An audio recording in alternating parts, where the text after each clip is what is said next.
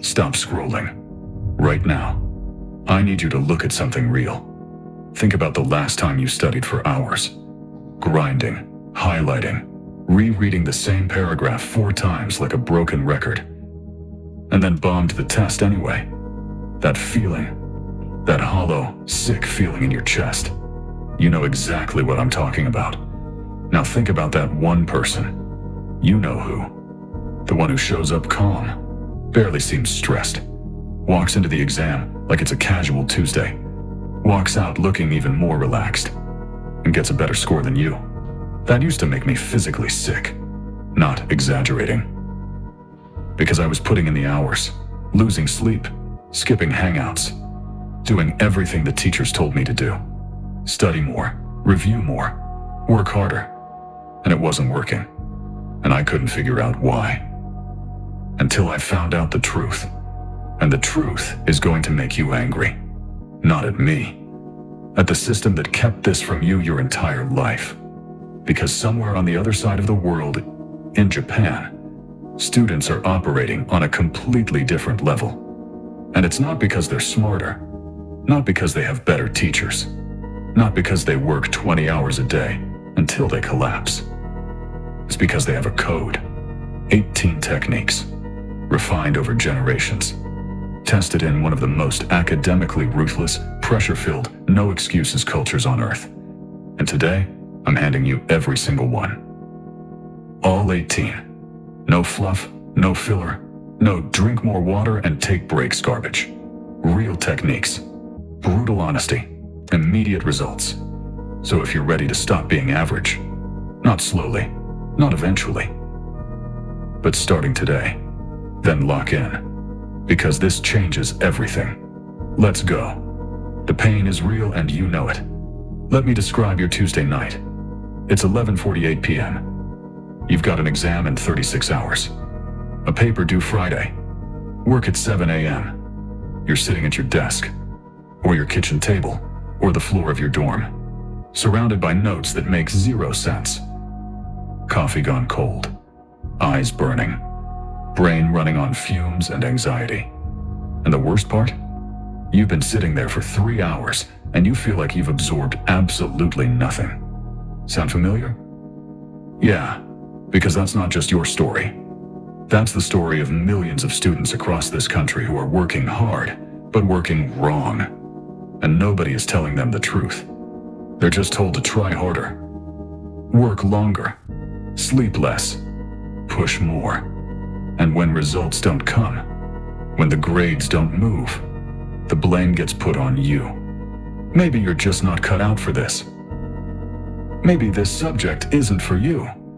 Maybe you should lower your expectations. That's the lie they sell you when the system fails you. And I'm here to burn that lie to the ground. Because you are not the problem. Your methods are the problem. They handed you a butter knife and told you to build a skyscraper. And when the building didn't go up, they looked at the knife and said, "See, I told you, not everyone can build." But nobody questioned the knife. That's what this video is about. Throwing away the butter knife. Picking up the actual tools. The ones that actually work. The ones that Japanese students have been using while the rest of the world studied harder and got less. You've been lied to long enough. Let's fix it. Technique 1. Shadowing. Copy to dominate. In the West, repeating information is considered lazy learning. Don't just memorize, understand. And yeah, understanding matters. But here's what nobody tells you. You can't understand what you haven't absorbed. And most students never absorb properly because they study passively. They read, they highlight, they stare, and their brain nods along like it's paying attention in church while actually thinking about lunch. Shadowing destroys passive learning completely. Here's what it is. You repeat information out loud at the exact same moment you're hearing or reading it. Not after. Not as a summary. During, simultaneously. You're listening to a lecture. Your mouth moves with every word. You're reading a definition. You say it as your eyes move across it. You're watching a tutorial. You narrate every step in real time. Sounds simple. Sounds almost stupid. But here's what's happening inside your skull when you do this. Your auditory cortex fires. Your motor cortex fires. Your memory centers fire. Your language processing regions fire. All at once. Simultaneously. Your brain physically cannot zone out because it's receiving the same information through 3 channels at the same time, and it's being forced to synchronize them. That synchronization is where retention lives. Multisensory learning creates retention rates up to 4 times higher than passive reading. 4 times. That means 1 hour of shadowing equals 4 hours of passive reading. You just got 3 extra hours back without adding a single minute to your schedule. Japanese language students use this to master grammar and vocabulary at speeds that seem scientifically impossible, but it works for every subject. Math formulas, history, biology, legal definitions, code, business concepts, everything. Here's your assignment for tonight. Pick 1 subject, 1 lecture, 1 chapter, 1 set of notes. Shadow it. Out loud. The whole thing. It'll feel ridiculous for the first 2 minutes. Then your brain kicks in, and you'll feel something shift. That shift is retention actually happening in real time. That's the technique working. Don't overthink it. Open your mouth. Start talking. Technique 2, the Pomodoro Pyramid. Weaponized time boxing. You've heard of the Pomodoro technique. 25 minutes focused work, 5 minutes rest. Yeah, everyone's heard of it. It's decent, basic, entry level. Japanese high performers don't do entry level. They build pyramids. Here's the structure. First session, 25 minutes. Pure focus, 0 distractions. Full output, 5-minute break. Second session, 30 minutes. Break. Third session, 35 minutes. Break. Fourth session, 40 minutes. Break. Then you reverse. 35. Break. 30. Break. 25. Break. You build up to the peak and then come back down the other side. Why does this work on a level that regular Pomodoro never touches? Because you're training your brain exactly the way an elite athlete trains their body. You don't walk into the gym and immediately max out your deadlift. You warm up. You build. You push past your edge. You recover. Then you do it again. The pyramid creates a pressure and release cycle that builds mental stamina, not just focus. By the time you hit that 40-minute peak session, you're not forcing it through willpower. You're in it. Flow state. Real flow state. The kind where you look up and 2 hours have passed and you're not even tired. And then the reverse pyramid brings you down gently, giving your brain time to consolidate what it processed at peak output. The standard Pomodoro treats your brain like a light switch. The pyramid treats it like an engine. Engines need warming up. Engines need cooling down. Run an engine right, and it goes further, faster, longer than you ever thought possible. That's your brain on the pyramid. Train the rhythm. Own the output. Technique 3. 𝐒𝐭𝐮𝐲, subconscious absorption. This one is almost unfair, because it requires almost no extra effort. And it works while you're doing something completely different. 𝐒𝐭𝐮𝐲, roughly translated as listening with perked ears, is the Japanese practice of ambient learning, background absorption. Passive input that your conscious brain ignores, but your subconscious locks away. Here's the setup. Take audio of what you're studying. Record yourself reading your notes out loud. Seriously. Just hit record on your phone and read your notes. Or find lecture recordings, podcast-style audio explanations, vocabulary lists, formula rundowns, and play it in the background of your regular life. Cooking? Play it. Driving? Play it. At the gym? Play it between sets. Getting dressed? Play it. Doing dishes? Play it. Scrolling your phone? Honestly, play it then too. Your conscious mind will tune it out within 30 seconds. And that's completely fine, because your subconscious is still there, still listening, still taking notes. Your subconscious doesn't get bored. It doesn't get tired. It doesn't resist. It just absorbs. Quietly, efficiently, relentlessly.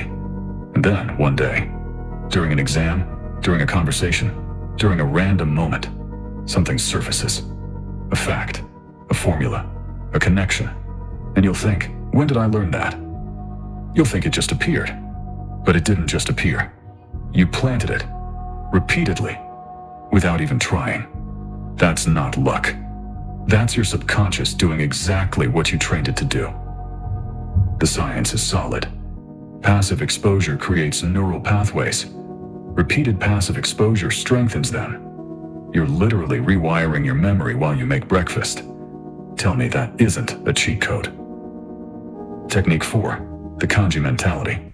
Compress, don't cram. Japanese students grow up learning thousands of kanji characters.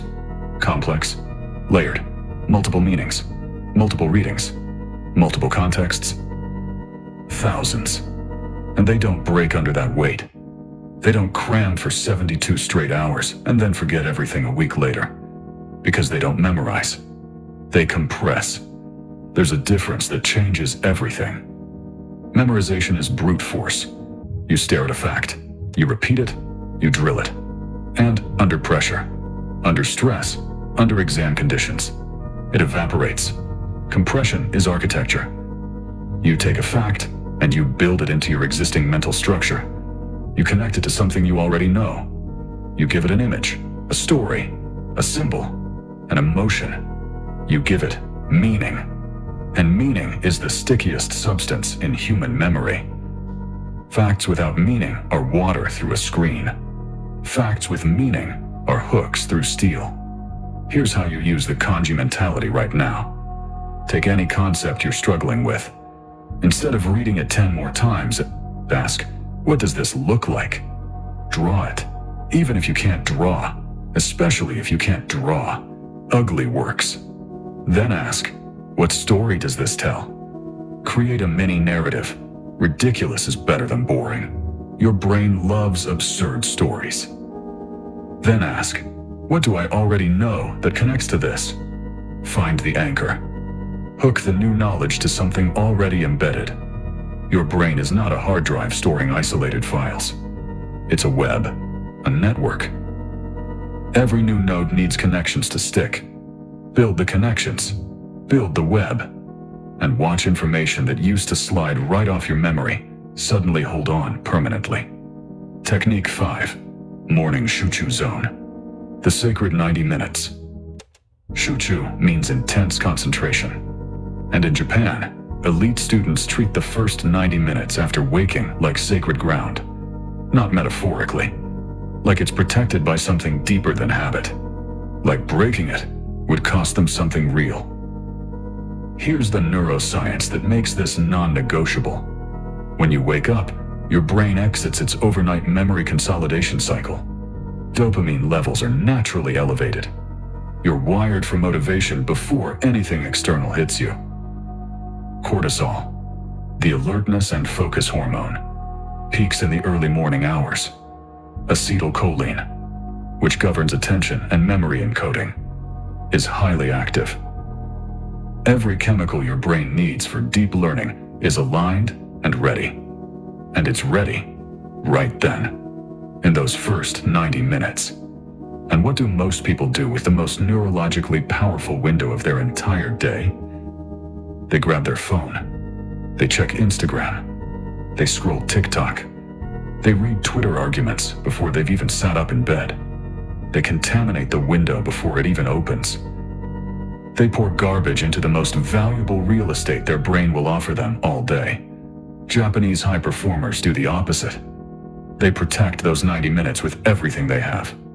No phone, no social media, no news, no small talk, sometimes no breakfast. Because digestion pulls blood flow and energy away from the brain. Just silence. Just work. Just the hardest, most demanding material they need to master. And the results are almost hard to believe. 1 hour of Shuchu Zone work equals 3 to 4 hours of afternoon studying in terms of retention, focus quality, and output. 3 to 4 times. You could do the equivalent of a full afternoon's worth of work before 8 a.m. and then it compounds. Do this consistently for 30 days, and your brain begins wiring itself to enter focus mode automatically the moment you wake up. Your competition is reaching for their phone before their eyes are fully open. You're building your brain before they've even formed a coherent thought. That's not a small advantage. That's dominance. Technique 6, the mistake book. Turn failure into ammunition. This one changed me personally. And I'm going to tell you right now, it's going to feel uncomfortable. But everything that actually works feels uncomfortable at first. Japanese elite students keep a mistake book. Every error, every wrong answer, every question that made you stare blankly at the page. Everything goes in. Not to shame yourself. Not to sit there feeling bad about it. To weaponize it. Here's the exact process. Write the question or problem you got wrong. Write what you did. The wrong answer, the wrong approach, the wrong reasoning. Write the correct answer and why it's correct. Identify the root cause of the mistake. Memory gap, conceptual misunderstanding, calculation error, reading the question wrong, careless rush. Find or create 3 to 5 similar problems and drill them until getting it wrong becomes literally impossible. Until you can answer that question blindfolded. Until the mistake that exposed you becomes the exact area where you're most dangerous. Here's the psychology that makes this devastating in the best way. Your brain remembers failure more vividly than success. It's called the negativity bias. Evolution wired you this way. Remember what hurt you so you can avoid it next time. The mistake book turns that evolutionary survival mechanism into a learning superpower. You stop running from your failures. You start hunting them. Western students flip past wrong answers on the test paper. Don't want to look at them. Don't want to feel bad. Japanese elite students circle them in red. They study those circled answers with more intensity than everything they got right. Because getting something right confirms what you know. Getting something wrong reveals where you need to grow. And growth lives in the gaps. Hunt your gaps. Fill them. And watch the people who avoided their failures stay stuck while you accelerate through them. Technique 7, 𝐒𝐭𝐮𝐝𝐻. Point it, say it, own it. This one has the most unlikely origin story of all 18 techniques. It comes from Japanese railway safety systems. 𝐒𝐭𝐮𝐝𝐻, pointing and calling, was developed to prevent deadly human errors on the railways. Operators physically point at gauges, signals, and controls, and verbally confirm what they see. Signal is green. Speed is nominal. Track is clear. This one practice, pointing and speaking simultaneously, reduced operational errors by over 85%. Read that again. 85% error reduction, just from pointing and saying it out loud. And top Japanese students quietly adapted it for studying. Here's your version. When you sit down to study, say out loud, I am studying Chapter 7, Organic Chemistry, Reaction Mechanisms. Point to the page. When you hit a key concept, this is covalent bonding, shared electrons between 2 atoms. Point to it. When you write a formula, say it as you write it. Force equals mass times acceleration. When you finish a section, I just covered the 3 types of chemical bonds: ionic, covalent, and metallic. This engages 3 input channels simultaneously: visual, auditory, motor. Your brain receives the same information from 3 different directions at once. And here's the bonus that nobody talks about. You cannot say something accurately if you don't understand it. Try it right now. Think of a concept you've been studying and explain it out loud. If you stumble, if you stall, if you go, it's like, your brain just told you something critical. We haven't locked this in yet. That's your gap revealing itself. In real time. Before the exam. When you can still fix it. 𝐒𝐭𝐮𝐝𝐻 finds your holes before the test does. And that makes it one of the most protective techniques on this entire list. Technique 8. Spaced repetition with the Leitner box. The memory vault. This is the closest thing to a guaranteed memory system that science has ever produced. And it's been proven for over a century. Here's the problem with how most people study. You review something, feel good about it, move on. 48 hours later, gone. Because the brain prunes information it doesn't revisit. It's not being cruel. It's being efficient. If you're not using it, it must not be important. Deleting it now. The Leitner box system, used heavily in Japanese Juku cram culture, fights this pruning directly through spaced repetition. You create flashcards. One concept per card. Clean and simple. You sort them into 5 boxes. Box 1. Review every single day. Box 2. Review every 2 days. Box 3. Review every 4 days. Box 4. Review every week. Box 5. Review every 2 weeks. When you get a card right, it moves up 1 box. Less frequent review needed. When you get a card wrong, it drops all the way back to box 1. Daily review again. The harder the concept, the more frequently you drill it. The things you've mastered barely need attention. You are always working at the cutting edge of your knowledge, not wasting time reviewing what you already own. Not getting destroyed by things you haven't touched. Always one step ahead of your own forgetting. This aligns with the Ebbinghaus forgetting curve, the documented mathematical pattern of how memory decays. You review before you forget. You remind your brain, this information is important. Keep it. And it does. Over weeks and months, concepts move to box 5, barely needing review because they're embedded so deeply, they're practically part of you. This is how Japanese students walk into national examinations holding thousands of precise facts without cracking. Not talent, not superhuman memory. System. Build the system. Let the system do the work. Technique 9. Nemawashi planning. Prepare before you plant. Nemawashi is a Japanese concept from traditional gardening. Before you transplant a tree, you don't just dig it up and shove it somewhere new. You prepare the roots first. You work the soil, condition the root system, create the ideal environment. Then you move the tree. Japanese students apply this to every single study session. Before you open a book, before you read a single word, you spend 5 minutes preparing your brain for what's coming. Here's the exact Nemawashi sequence. Write down precisely what you're going to study. Not vague, specific. Chapter, section, specific topics. Write down what you already know about those topics. Even one sentence, even a vague impression. Write down the specific questions you need answered by the end of the session. That's it.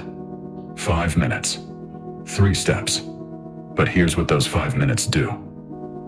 They activate what psychologists call the generation effect. When your brain anticipates specific information, when it's been told, "We're looking for this," it encodes that information far more deeply when it actually arrives. You're not walking into the session cold and passive. You're walking in hungry. Specifically, precisely hungry for exactly what the material contains.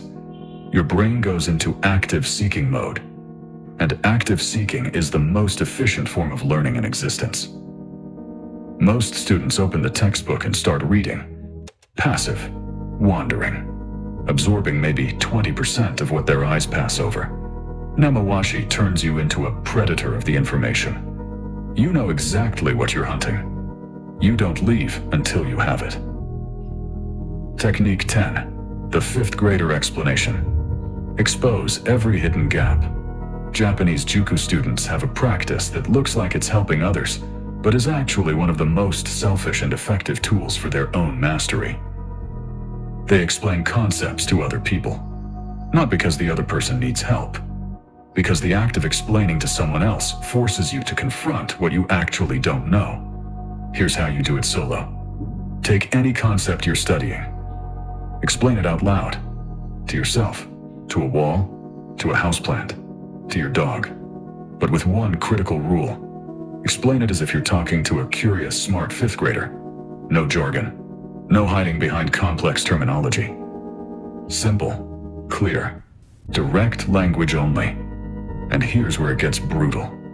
When your explanation breaks down, when you stumble over a word, when you go vague, when you find yourself saying, it's kind of like, you know what I mean? That is your gap. That exact spot is where you don't actually understand the material. You just think you do. And thinking you know something you don't is more dangerous than knowing you don't know it. Because if you know you don't know, you'll study it. If you think you know, but don't, you'll skip it and get destroyed on test day. The fifth grader explanation strips away every hiding place. You either understand it clearly enough to explain simply, or you understand exactly where you need more work. Both outcomes are wins. Both outcomes make you stronger. Add the Socratic layer for maximum depth. After explaining, start asking yourself, but why? But why does that work? But what happens when this variable changes? But what's the exception? Chase the why until you literally can't go deeper. That's when you've hit mastery level. That's when exams stop being scary and start being easy. Technique 11. Kaizen studying. 1% better every single session. Kaizen is Japan's most globally famous concept. Continuous improvement. Small, deliberate, consistent refinement. Not massive leaps. Not complete overhauls. Not total system restarts. Just 1% better every day. In manufacturing, it turned post-war Japan into an economic powerhouse. In studying, it's equally devastating. In the best possible way. Here's how it looks in your study practice. At the end of every single session, no exceptions, you ask 3 questions. What worked today? What didn't work? What is one small thing I can do differently next session?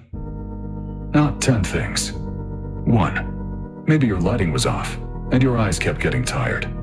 Maybe you started with the easiest material, instead of the hardest and lost momentum.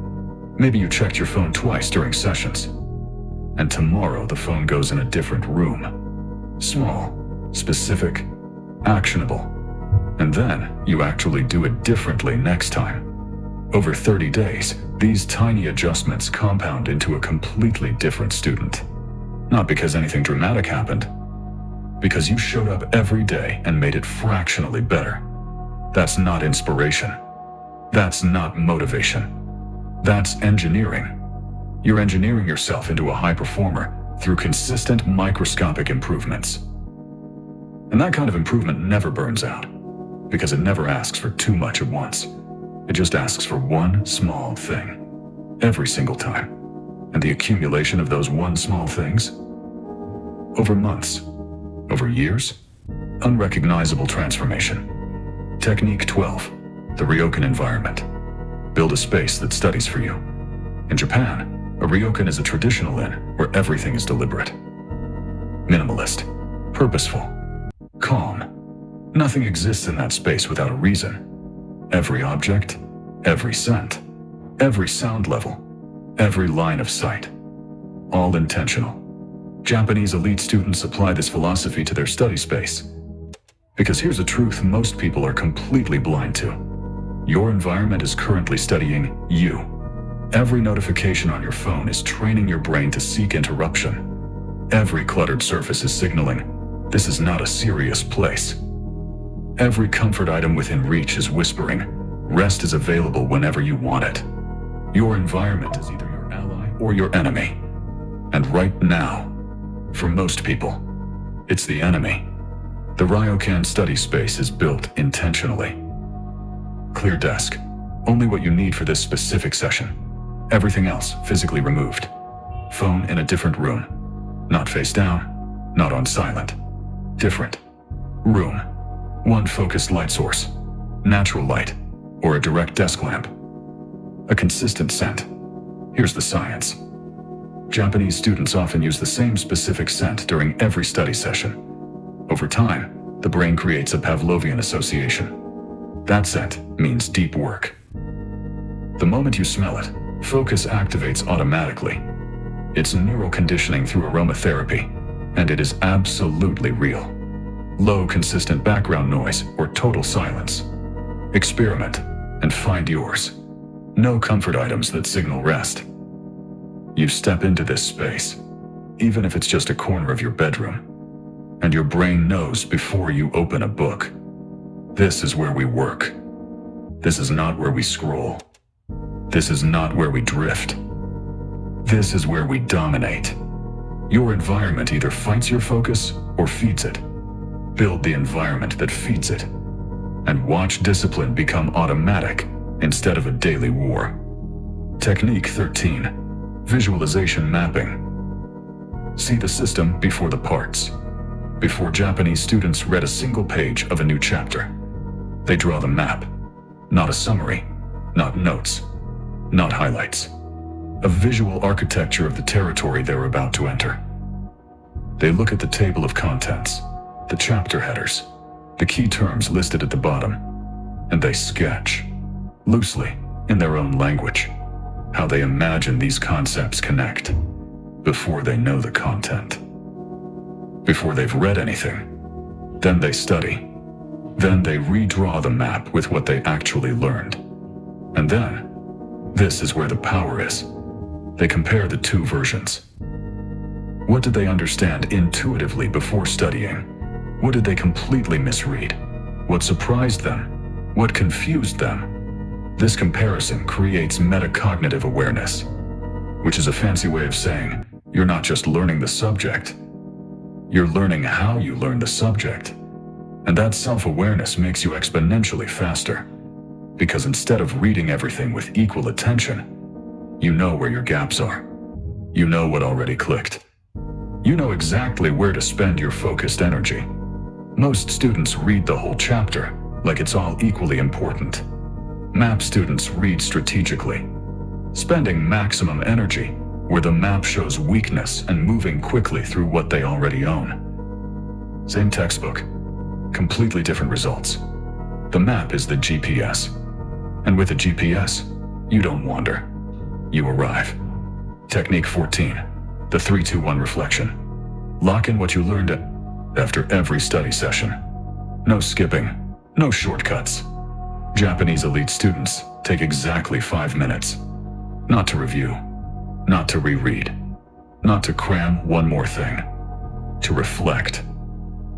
The protocol is 3 steps, and it takes 5 minutes. 3 things you learned today that you didn't know before the session started.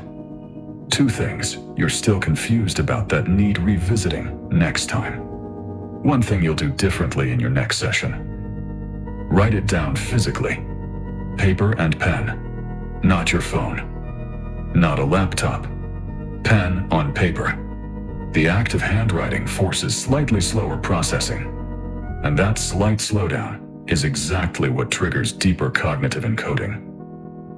Here's the mechanism that makes this ritual non-negotiable. Information studied in a session doesn't automatically transfer from working memory to long-term memory. It needs a consolidation signal. It needs your brain to receive a message that says, this session mattered. This information is worth keeping. The 3-2-1 reflection is that signal. It forces your brain to retrieve, process, and categorize what it just learned. And that retrieval, even within the same session, dramatically strengthens the neural pathways. You're not just studying twice. You're consolidating once in a way that makes the studying stick. Do this consistently over a semester. You'll have a running journal of your growth. Visible, documented, real. You'll see confusion points resolving over time. You'll see knowledge building and stacking. And visible progress is the most sustainable motivation source in existence. Because it's not based on feeling good. It's based on evidence. Technique 15. Interleaving. Mix it up and multiply your retention. This one goes against every instinct you have. Every student I've ever talked to hates it when they first try it. And almost every student who tries it for 2 weeks never goes back. When most students study one subject, they finish it completely before moving to the next. 3 hours of history, then 3 hours of chemistry, then 3 hours of math. Feels logical, feels organized, feels efficient. It is none of those things. Japanese Juku students, in their most intensive academic preparation periods, use interleaving. They switch between subjects deliberately, strategically, repeatedly. 30 minutes of history, switch. 30 minutes of chemistry, switch. 30 minutes of math, switch back to history. Your brain is going to hate this at first. Every time you switch subjects, you have to rebuild context. It feels harder, it feels slower, it feels like you're making less progress. And that friction, that difficulty, is exactly why it works. Every time you switch and come back to a subject, your brain has to retrieve what it learned earlier. And retrieval, the active pulling of information out of memory, is the act that strengthens memory most powerfully. Not rereading, not re-highlighting. Retrieval. Every subject switch is a forced mini-retrieval session built directly into your study structure. And each retrieval makes the neural pathway thicker, stronger, more permanent. Studies comparing blocked studying versus interleaved studying show dramatically better retention and better transfer in interleaved groups. Transfer, the ability to apply knowledge in new, unexpected contexts. Is everything on an exam? The test will not ask you to recite the textbook. It will ask you to use what you learned. Interleaving builds flexible knowledge that you can actually deploy, not rigid memorization that collapses under slight variation. Try it for 2 weeks. Fight the discomfort. The results will convert you permanently. Technique 16, the commitment ceremony. Accountability as fuel. In Japanese culture, there's a concept called ganbatte. It roughly means, do your absolute best, and let others know you intend to. It's not about bragging. It's about commitment through community. It's about binding your word to your action through a social contract. And Japanese elite students use a version of this at the start of every major study push. Before a major exam season, a project crunch, a certification attempt, they declare their intention to someone they respect. A parent, a mentor, a study partner, a teacher, a coach. And not vaguely. Not, I'm going to work really hard this week. Specifically, I'm completing 200 practice problems before the exam. I'm mastering all 150 vocabulary items by Thursday. I'm hitting 90% or above on every chapter quiz before the final. Specific goal, specific metric, specific deadline. Here's the psychology that makes this more powerful than any app or reminder system. Your brain is wired at a deep evolutionary level to avoid social failure far more powerfully than it's motivated by private goals. In private, missing your goal costs you nothing socially. It's easy to let yourself down in your own head. It's very hard to let yourself down in front of someone whose opinion matters to you. That discomfort is not weakness. That's leverage. Use it. Tell someone what you're committing to. Make it specific. Set the deadline. And then go fulfill it. Not just for the result, but because you gave your word. Your word is your character. And your character is what you're actually building every single time you sit down to study. The grades are evidence. The character is the asset. Protect it. Technique 17, the reset breath. Activate focus in 60 seconds. This takes 1 minute. And once you feel what it does to your starting focus level, you will never sit down to study without it again. Japanese students, particularly those with backgrounds in kendo, judo, or other disciplined martial arts traditions, use deliberate breathwork to transition between mental states. Before a kendo match, a practitioner doesn't just step onto the mat and start swinging. They center themselves through intentional breath. They signal their nervous system, focus mode. Now, on. You can use this exact mechanism every single session. Before you open a single book, here's the protocol, called the 4-7-8 breath. Sit with spine straight, Shoulders back, eyes closed. Inhale through your nose for 4 counts. Hold completely for 7 counts. Exhale fully through your mouth for 8 counts. Do this 4 cycles.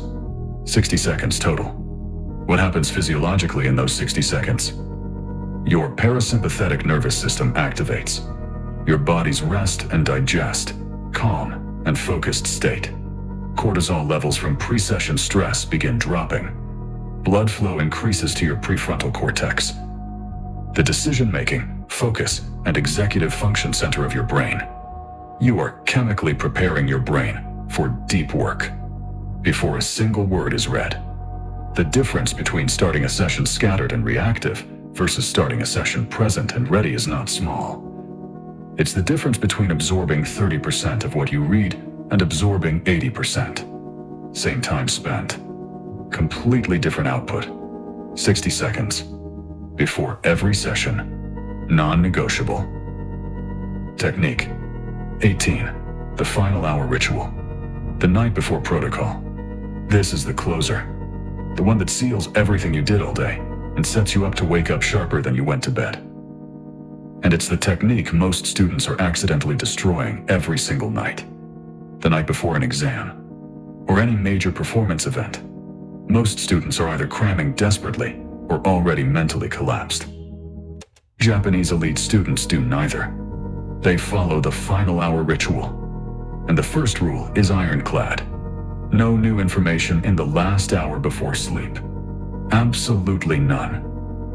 Introducing new material in the final hour before sleep creates cognitive interference. It disrupts the consolidation of everything you already studied throughout the day. You can actually undo your studying by cramming at midnight. Instead, here's the 3-part. Final hour. First 20 minutes. Light review only. Old material. Things you already know well. Let your brain experience competence and confidence before sleep. This primes the overnight memory consolidation cycle with positive, high-confidence encoding. Your brain processes confident memories differently than anxious ones. Second 20 minutes. Visualization. Close your eyes and see the entire exam experience in vivid detail. Walking into the room, feeling calm and ready. Reading the first question and recognizing the material. Your hand moving across the paper. The answers coming clearly. Finishing with time to review. Walking out feeling strong and certain. This is not fantasy. This is mental rehearsal. Elite athletes, surgeons, pilots, special forces operators. Every high-stakes performer across every field uses mental rehearsal because it genuinely works. Your brain does not fully distinguish between a vividly imagined experience and a real one. The rehearsal is the preparation. Final 20 minutes. Gratitude and release. Write 3 things you're grateful for from the day's study session. Even small, even basic. I finally understood that formula. I sat down when I didn't want to and did it anyway. I got through the whole chapter, then closed the notebook, physically close it, and release the day. Because sleep is when memory consolidation happens. All the studying you did today, it solidifies during sleep. Your brain processes, organizes, and stores during the overnight hours. The final hour ritual ensures you go to sleep with exactly the right neurochemical conditions for maximum consolidation. You wake up sharper than when you went to bed, ready, loaded, prepared. Identity confrontation. Let me ask you something. And don't give me a comfortable answer. Give me the real one. Who were you when you pressed play on this video? Were you the person who's been telling yourself you're just not a good student? The person who says they just don't have a good memory? The person who's been working hard but wondering secretly if maybe everyone else is just smarter? I'm not judging that person. I lived in that identity for years. A lot of us did. But here's the confrontation you need to sit with. That person had an excuse. A real one. They genuinely didn't know. They didn't have the code. They didn't have the 18 techniques. They were fighting with the wrong weapons. You don't have that excuse anymore. You just got handed every single weapon. used by students in a culture that treats academic failure as personal shame.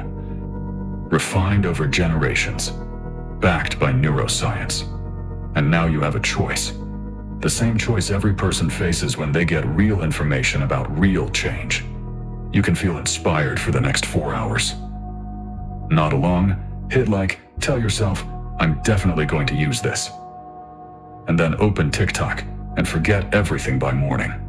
Or you can actually do something different. I know which one is easier. I also know which one compounds into regret. The old version of you, stuck in the loop, grinding without results, watching others pull ahead. That version was created by the wrong system. Not by lack of ability, not by lack of intelligence, not by lack of effort, by lack of strategy. Now you have the strategy. The question sitting in front of you right now is brutally simple. Who are you going to be tomorrow morning? The person who had the information, or the person who used it? The action push. Here's what I need you to do. Not tomorrow. Not this weekend. Not when things slow down. Tonight. Pick one technique from this video. Just one. Don't try all 18 at once. That's how people implement zero. Pick the one that hit you hardest. The one that made you think, that's exactly my problem. Maybe it's the morning 𝐒𝐿 zone. You're setting your alarm 90 minutes earlier tomorrow and you're protecting that window like it's the most valuable thing you own. Because it is. Maybe it's the mistake book. You're getting a notebook right now, tonight. Writing your name on the cover and calling it exactly that. And tomorrow after your next quiz or practice test, every single wrong answer goes in. Maybe it's the reset breath. You're doing 4 cycles of 4-7-8 before you open your textbook tonight. 60 seconds. One technique. One commitment. One brick. That's the entry point. Because a student who masters one technique and then adds another, and then another, that student builds an unstoppable system, and 6 months from now, they're the person everyone else is watching and wondering, what are they doing differently? That person is you. If you decide, right now, in this moment, the decision moment, we're at the end, and I want you to sit with something, just for a moment. Picture where you want to be in 5 years. The career, the knowledge level, the credentials, the confidence of someone who has genuinely mastered something. Now trace backward. What has to be true in 4 years for that 5-year version of you to exist? What has to be true in 3? In 2? In 1 year? In 6 months? Next month? Next week? Tomorrow? The path from here to there is made of single days. Individual sessions. Decisions made when nobody's watching, and nothing is forcing you. Every time you open the mistake book, instead of hiding from your failures, that's a brick. Every time you protect your 𝐒𝐿 zone, instead of reaching for your phone, that's a brick. Every time you shadow, instead of passively reading, that's a brick. Every time you do the reset breath, instead of diving in scattered, that's a brick. Bricks build structures. Structures that last. Structures that hold weight. The students dominating right now, the ones you look at and wonder about, they didn't get there through talent. They got there through accumulated discipline, consistent strategy, the willingness to do things differently than everyone around them, even when it felt weird, even when it felt like extra work, even when nobody was watching. Now you know how they did it. Now you have the 18 techniques. Now you have no excuses. Just a decision. Start tonight. One technique. One session done differently, and then another tomorrow. And another. Until the new way becomes the only way you know. Until you cannot remember what it felt like to study wrong. Until the people around you are watching you and wondering what the secret is. And you'll smile, because you'll know. You found the Japanese study code. You applied it. And it worked. Now go. Which technique are you starting tonight? Drop it in the comments. I'm reading every single one. Because the ones who comment are the ones who commit. And the ones who commit, they become the ones everyone else wants to be. Go be that person. Starting right now.